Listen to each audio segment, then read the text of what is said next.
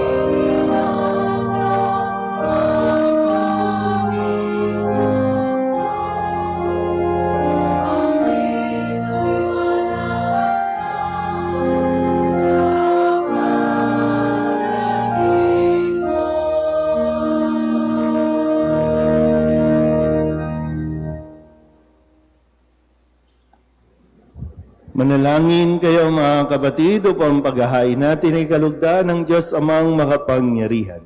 Tanggapin nawa ng Panginoon itong paghahain sa iyong mga kamay, sa kapurihan niya at karangalan, sa ating kapakinabangan at sa buong sambayanan niyang banal. Ama naming lumikha, dumudulog kaming may tiwala sa iyong tapat na paglingap ngayong inihahain namin ang mga alay sa iyong dambana upang sa pagdiriwang naming ito, kami ay dalisayin ng pagpapala mo sa pamamagitan ni Jesucristo kasama ng Espiritu Santo magpasawalang hanggan. Amen. Sumainyo ang Panginoon. At sumaiyo rin. Itaas sa Diyos ang inyong puso at diwa. Itinaas na namin sa Panginoon. Pasalamatan natin ang Panginoong ating Diyos. Marapat na siya ay pasalamatan. Ama naming makapangyarihan, tunay ngang marapat na ikaw ay aming pasalamatan sa pamamagitan ni Jesucristo na aming Panginoon. Ang pagsusugo mo sa Kanya ay ipinahayag ng lahat ng mga propeta. Ang pagsilang niya ay pinananabikan ng mahal na Birheng Kanyang inang tunay sa kapangyarihan ng Espiritong Banal. Ang pagdating niya ay inilahad ni San Juan Bautista sa kanyang pagbibinyag. Ngayong pinaghahandaan namin ang maligayang araw ng kanyang pagsilang, kami nananabik at nananalangin lubos na makaharap sa kanyang kadakilaan. Kaya kaysa ng mga anghel magsisiawit ng papuri sa iyo nang walang humpay sa kalangitan, kami nagbubunyi sa iyong kadakilaan.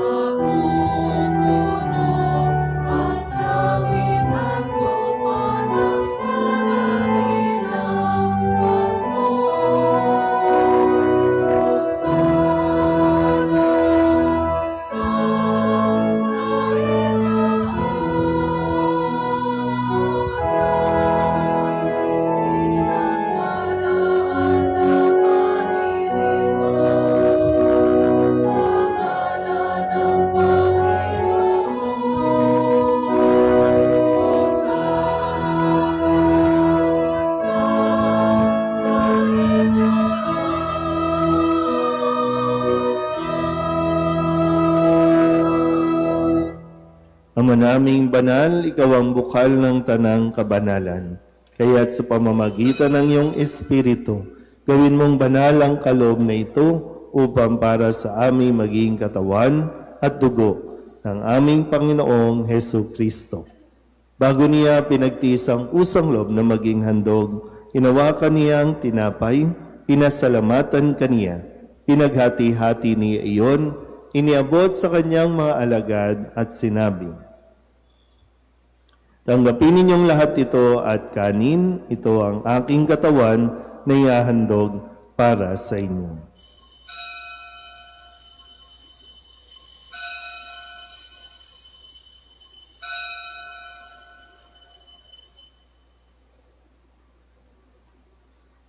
Gayun din naman nang matapos ang hapunan, hinawakan niya ang kalis, muli kaniyang pinasalamatan.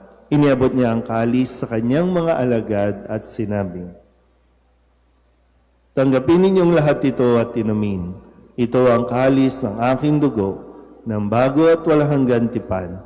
Ang aking dugo na ibubuhos para sa inyo at para sa lahat, sa ikapagpapatawad ng mga kasalanan. Gawin ninyo ito sa pag-alaala sa akin."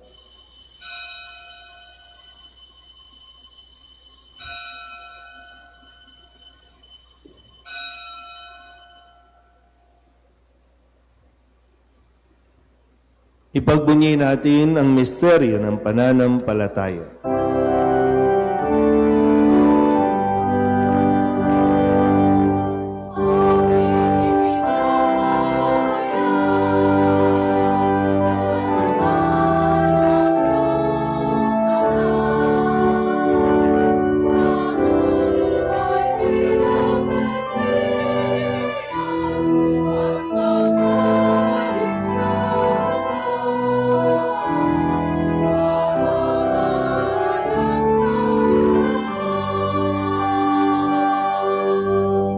Ama, ginagawa namin ngayon ang pag-alaala sa pagkamatay at muling pagkabuhay ng iyong anak. Kaya tiniaalay namin sa iyo ang tinapay na nagbibigay buhay at ang kalis na nagkakaloob ng kaligtasan.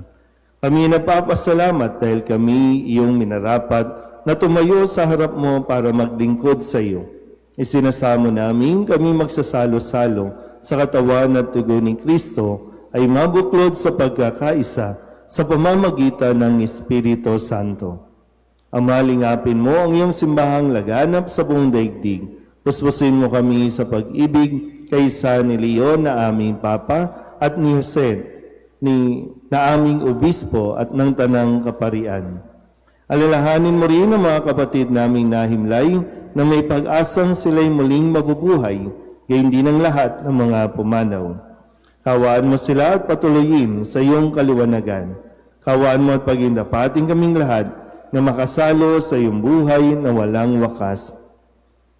Kaysa ng mahal na Birheng Maria, na ina ng Diyos, ng kabiyak ng puso niyang si San Jose, kaysa ng mga apostol at ng lahat ng mga banal na namuhay dito sa daigdig na kalugod-lugod sa iyo, may pagdiwang nawa namin ang pagpupuri sa ikararangal mo sa pamamagitan ng iyong anak na aming Panginoong Heso Kristo. Sa pamamagitan ni Kristo, kasama niya at sa Kanya, ang lahat ng parangal at papuri ay sa iyo, Diyos Amang makapangyarihan, kasama ng Espiritu Santo, magpasawalang hanggan.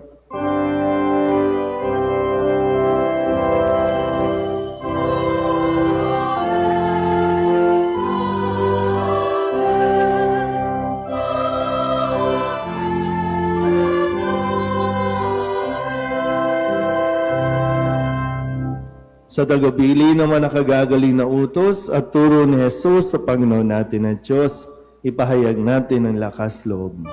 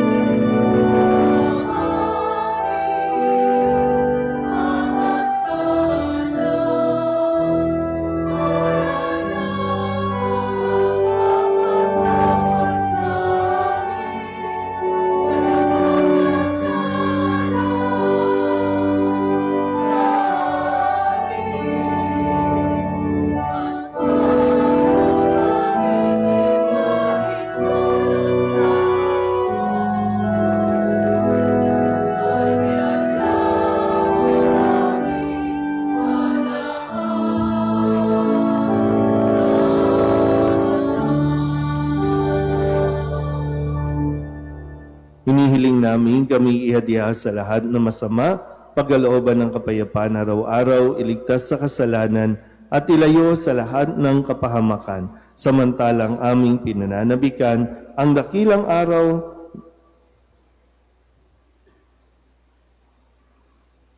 ng aming tagapagligtas naming si Hesus Kristo.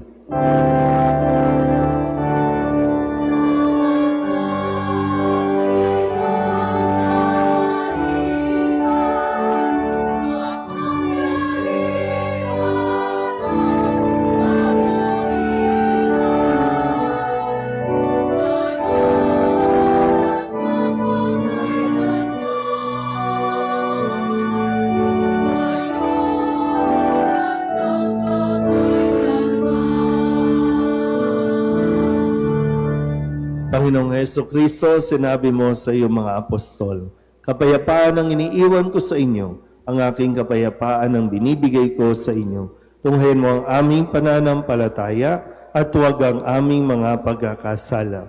Pagkalooban mo kami ng kapayapaan at pagkakaisa ayon sa iyong kalooban, kasama ng Espiritu Santo, magpasawalang hanggan. Amen. Ang kapayapaan ng Panginoon ay laging sumainyo. At sumaiyo rin. Mabigayan po tayo ng kapayapaan sa isa't isa.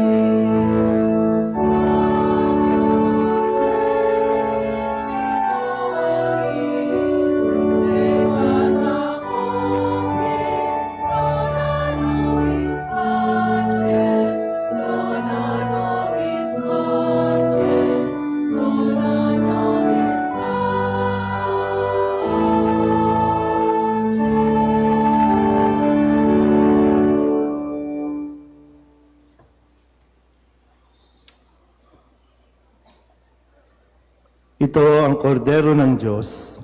Ito ang nag-aalis ng mga kasalanan ng sanlibutan. Mapalad ang mga inaanyayahan sa kanyang piging. Panginoon, hindi ako karapat-dapat na magpatuloy sa iyo, ngunit sa isang salita mo lamang ay gagaling na ako.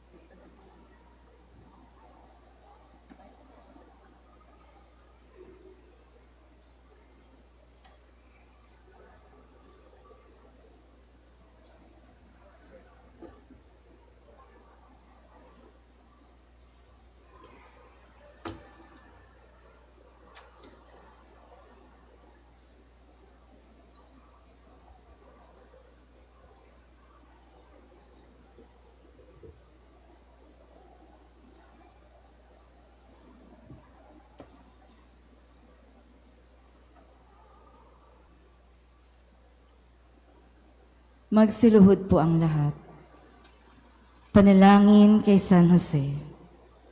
Abang tagapangalaga ng tagapagligtas, kabiyak na puso ng mahal na Birheng Maria, sa iyo ipinagkatiwala ng Diyos ang kaisa-isa niyang anak. Sa iyo nagtiwala si Maria. Sa piling mo si Kristo'y naging tao. Maging ama ka rin sa amin, pinagpalang Jose, at gabayan mo kami sa landas ng buhay. Ihingi mo kami ng biyaya, awa at tapang, at ipagtanggol kami sa lahat ng masama. Amen. Tatayo na po ang lahat. Manalangin tayo. Ama naming mapagmahal, sa aming pagsasalo sa banal na hain, lagi nawa naming madama ang iyong kagandahang loob upang kami magkamit ng kaligtasan, pakundangan sa pagkakatawan tao ng iyong anak, ngayong aming ginugunita ang kanyang ina, sa pamamagitan din ni Jesucristo, kasama ng Espiritu Santo, magpasawalang hanggan. Amen. Magsiupo sa mandali para sa mga pamparokyang pabatid. Sa pagdiriwang ng nalalapit na Pasko, iniimbitahan ng lahat na makiisa sa lahat ng gawain ng parokyang patungkol sa Kapaskuhan. Kahilingan at handog kay Niño Jesus, isulat po sa papel ang inyong kahilingan at ilagay sa sobre ang kahilingan o handog at ihulog sa kahon sa harap ng Belen. Sama-sama nating kulayan ang ating parish Christmas tree sa pamamagitan ng pagbili ng Christmas balls. Bawat donasyon na inyong ipapaabot ay malaking tulong para sa ongoing renovation projects ng ating simbahan. Sa mga interesado, mangyaring tumungo sa booth sa patio ng simbahan. Sa December 24, ang Christmas Eve Masses sa ating parokya ay sa ganap na ikapito ng gabi at ikasyam ng gabi.